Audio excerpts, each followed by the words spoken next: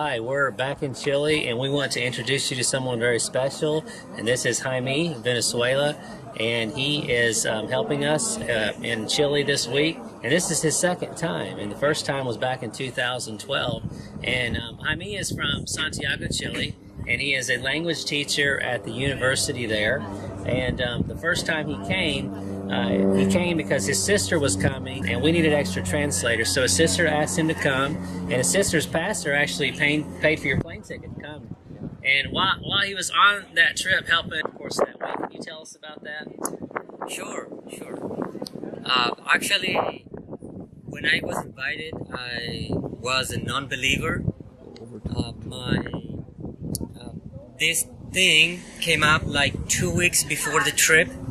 So before that, I didn't know I was doing this. I didn't know pretty much anything. And I said, wow, what do I do? Well, okay, I'm going. I like to meet new people. I like to travel.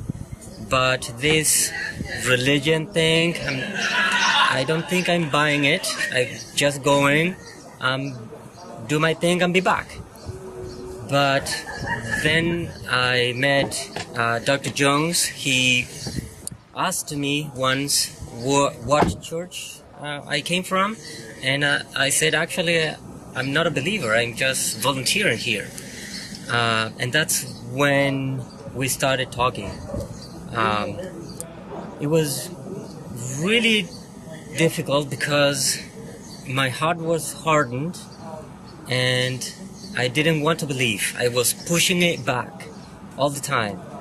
And when we talked again, my heart was continuing saying, no, I don't want this.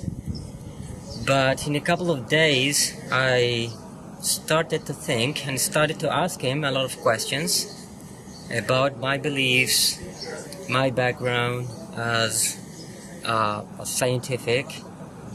And I saw something very, very special in the American team.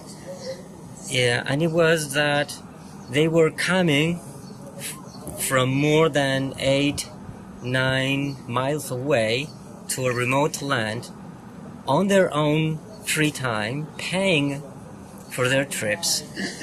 And I said, well, for a normal person, that's impossible. How would you willingly inconvenience yourself to do something like this?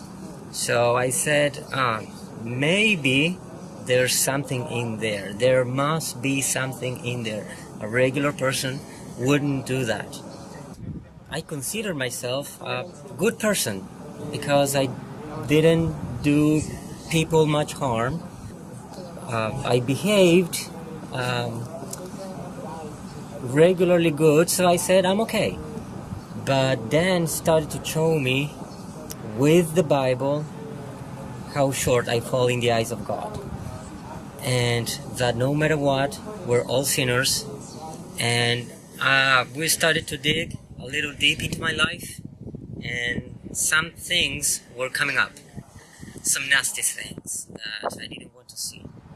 And kind of Dan started to show me a mirror, and I started to see myself in there, and I didn't like what I was seeing.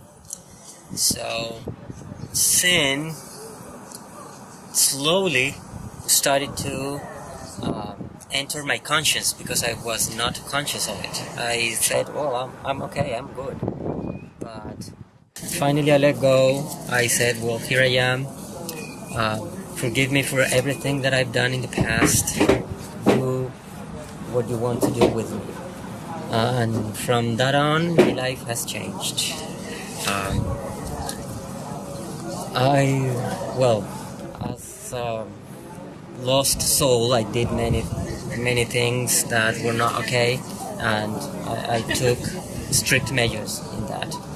So this is my second trip. I'm rejoicing because now I'm doing it for the Lord.